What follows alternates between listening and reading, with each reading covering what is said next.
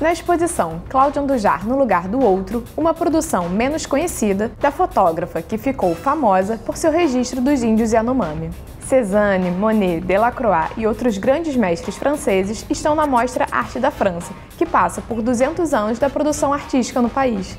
A vida para além do mal de Alzheimer, no livro Quem Eu, Uma Avó, Um Neto, Uma Lição de Vida. E os 40 anos de música e dança do Grupo Corpo. Na oração que diz a terra.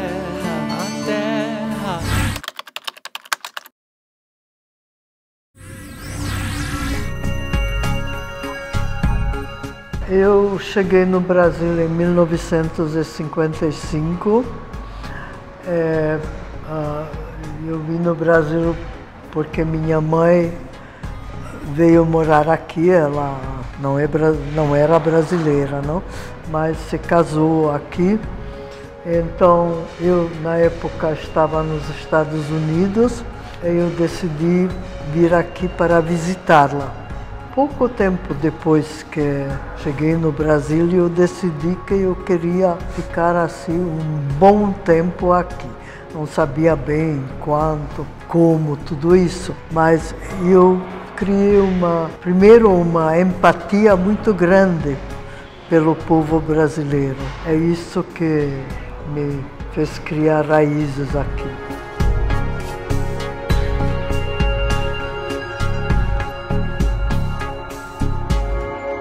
Sempre começa com um desejo de conhecer melhor, entrar dentro da alma das coisas, das pessoas, da cidade.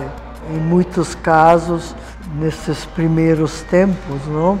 Primeiros anos também de fotografia, eu pedi para me deixar entrar na casa das pessoas e ficar morando lá um tempo, para eu entender realmente a vida das pessoas, criar um diálogo com eles. Isso para mim sempre foi importante.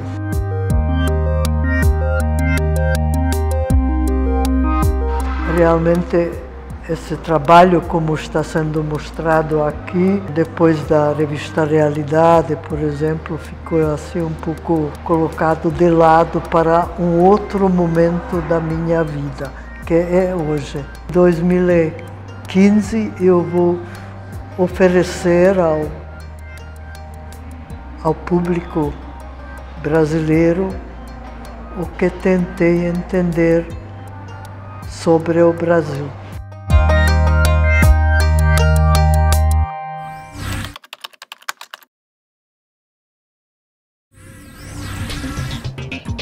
Essa exposição de Delacroix Cézanne, aqui no MASP, ela começa aqui nesse espaço, reunindo os trabalhos do Delacroix, são 4 trabalhos da coleção do museu, as 4 estações Hartmann, e os trabalhos do Cézanne, são 2 retratos e 2 paisagens. Por que nós colocamos esses artistas reunidos aqui no início da exposição, apesar de cronologicamente eles não começarem nem terminarem a exposição? Porque tanto Delacroix quanto Cézanne representam esses pontos de inflexão na história da arte. O Delacroix ele antecipa desejos da modernidade que depois o Cézanne ia realizar, inclusive antecipando o cubismo e outros movimentos de vanguarda do início do século XX. O Cézanne pintou esse quadro em 1866 na França, e foi onde ele teria visto a foto do negro Gordon apenas 3 anos antes nessa revista Harper's Weekly, que circulou na França no contexto do debate abolicionista. Muito recentemente, de 5 anos para cá, pesquisadores e especialistas em Cézanne têm feito relações entre esse trabalho, o debate abolicionista da época e as novas narrativas da história da arte que contam a história dos oprimidos, principalmente a história do negro, a história da mulher, histórias não contadas nas narrativas oficiais da história da arte. vocês vão perceber que alguns artistas não são franceses de nascimento, caso do Van Gogh, do Picasso, do Modigliani e do Zamoyski. E por que eles estão nessa exposição que se chama Arte da França? Porque eles trabalharam no contexto da chamada Escola de Paris, que foi um movimento que aconteceu no começo do século XX na França e que reuniu artistas do mundo todo, e são esses artistas que tiveram proeminência nesse momento e fazem parte da coleção do MASP. Em Arte da França, o maior conjunto de pinturas é o conjunto do Renoir, são 12 trabalhos, e é o conjunto que também melhor representa o percurso do artista. No meio desse percurso a gente vai encontrar o Rosa e Azul, que é um dos quadros mais populares, né, do acervo do MASP, e esse quadro traz uma documentação que também a gente encontrou aqui na biblioteca do museu, muito interessante, muito curiosa, que se refere à história da menina de azul no quadro, já no século XX, né, parte da coleção do museu viajou para a Suíça, e lá nessa exposição, na cidade de Martigny, apareceu uma pessoa que era o sobrinho da Elizabeth, da menina de azul. Ele reconheceu o nome, né, de família e reconheceu a tia no quadro, e ele mandou uma documentação para o museu que conta a história dessa menina, do que aconteceu com ela. Na Segunda Guerra, ela foi deportada, ela era de uma família judia, ela foi enviada ao campo de concentração de Auschwitz em 1944 e ela morreu no caminho, no percurso. Essa pessoa, que é o sobrinho dela, ele se chama Jean de Montbrisson, ele mandou para o museu uma documentação com a lista de pessoas que estavam nesse vagão de trem, o comboio 70, e também um memorial de deportação. E esse material está exposto do lado do quadro, como a gente tem feito aqui no museu, buscando um diálogo do arquivo, das fotografias, da memória do museu em relação aos trabalhos.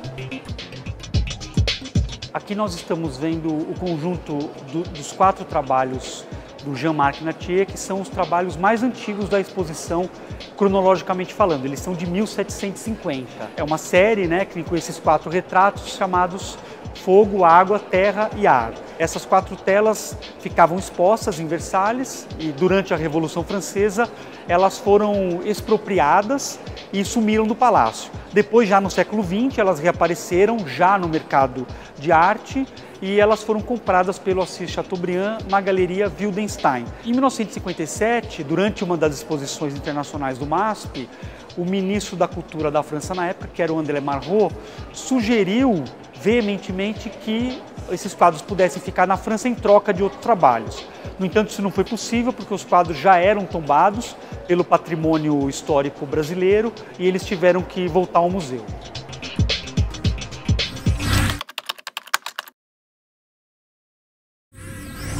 Me chamo Fernando Augusoli Pérez, tenho 23 anos, sou jornalista e estudante de filosofia, e a minha história com minha avó e com o Alzheimer em geral começou muito tempo atrás, lá quando eu era pequenininho, e infelizmente nós começamos a perceber algumas coisinhas erradas, isso há 8 anos atrás, e descobrimos o diagnóstico do Alzheimer. A minha avó, a primeira vez que ela me esqueceu, a gente estava sentado e ela olhou para mim e disse que não sabia quem eu era, mas sabia que me amava. Eu disse para ela: vó, quem eu sou não interessa quando a senhora lembra a parte principal, que é o que a senhora me ama. É isso que a senhora tem que saber. Aí eu comecei então uma busca por conteúdo de tudo que é site, revista, livro sobre Alzheimer, e foi tudo muito triste, tudo que eu li, era tudo muito deprimente. Eu percebi que o conteúdo que a mídia te oferecia sobre Alzheimer te afastava do idoso e não te aproximava, que era a minha intenção. E foi quando eu decidi compartilhar então o meu conteúdo, criar o meu conteúdo. Comecei a compartilhar numa rede social, no Facebook, na minha própria página, alguns diálogos que eu tinha com ela, desse universo paralelo onde resolvemos viver, onde tudo era possível. E as pessoas gostaram, as pessoas se apaixonaram por esse estilo de vida, viram que a doença, por mais terrível que ela possa ser, ela vai existir. Então a gente vai ter que levar isso de uma forma mais positiva para que a gente possa encarar essas adversidades e levar a qualidade de vida em primeiro lugar. A minha avó, infelizmente, veio a falecer em dezembro de 2012. Um pouco antes de ela vir a falecer, acredito que uns 3 meses antes, eu comecei a escrever um livro sobre a nossa experiência. Ela veio a falecer no meio desse processo. E eu pensei que então lançar esse livro, terminar e lançar esse livro seria uma homenagem ainda maior para a figura que foi minha avó. E terminei o livro, lancei o livro, se chama Quem Eu? Uma avó, um neto, uma lição de vida. A gente não tem ideia do quanto as nossas histórias podem influenciar na vida dos outros.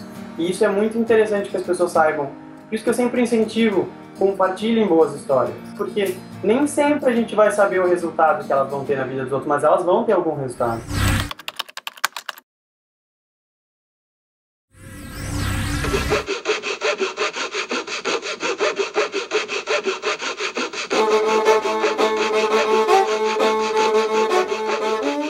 Eu sou Rodrigo Pederneiras, sou coreógrafo do Grupo Corpo e estou aqui para comentar um pouco sobre esses nossos 40 aninhos. Quando nós fizemos Maria Maria, quando nós tivemos a ideia de convidar Milton Nascimento, Fernando Brant e Oscar Arraes para criar o nosso primeiro espetáculo, a ideia já era fazer um espetáculo de dança assim, de total profissionalismo.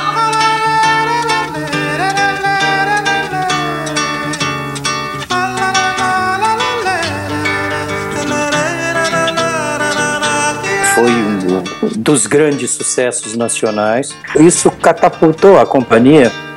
Artisticamente falando, nós tivemos 3 fases que eu acho que são muito importantes. Essa primeira, que foi toda baseada no trio Milton Nascimento, Fernando Brant e Oscar Arraes, e eram trabalhos com personagens, com história, né? Princípio, meio e fim. Maria Maria nasceu num leito qualquer de madeira. Infância incomum, pois nem bem ela andava, falava e sentia. A partir de 81, quando eu comecei a assumir a parte coreográfica do Grupo Corpo, nós mudamos drasticamente, porque acontecia que nós ficamos completamente dependentes da equipe de criação que eles traziam. E nós queríamos mostrar o nosso trabalho também. A partir daí, o Paulo assumiu toda a parte de iluminação, o Fernando Veloso, que já trabalhava conosco a parte de cenário, às vezes junto com o Paulo também, e eu o lado coreográfico.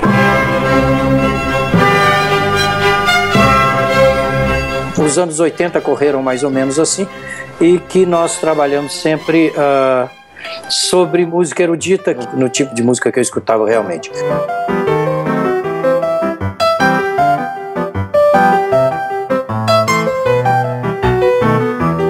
No final dos anos 80, eu comecei a me preocupar muito como buscar, como ir atrás, como criar uma dança que tivesse uma forma brasileira, um jeito brasileiro, um jeito nosso de ser.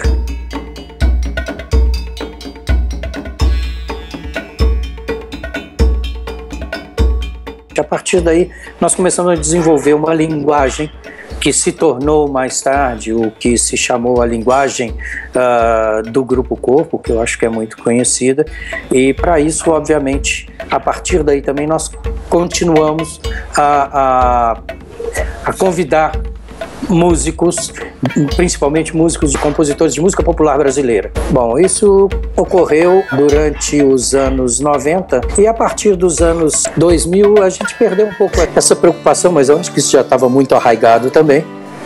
E, bom, nós continuamos a trabalhar com música sempre especialmente composta e principalmente com músicos que são compositores brasileiros.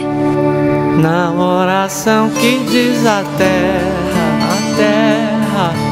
quer Deus que a quem está o cuidado. A gente está apresentando esse ano um trabalho da Cassi, que é o primeiro trabalho que ela vai fazer para o Grupo Corpo, que era uma coisa que nós buscávamos muito, uma nova geração que desse continuidade a esse trabalho que nós fizemos até aqui. E além disso também tem meu filho que trabalha conosco também há quase 20 anos, que trabalha na parte de iluminação, também em cenário. Então nós estamos mais ou menos devagarzinho criando uma nova geração para tomar o nosso lugar.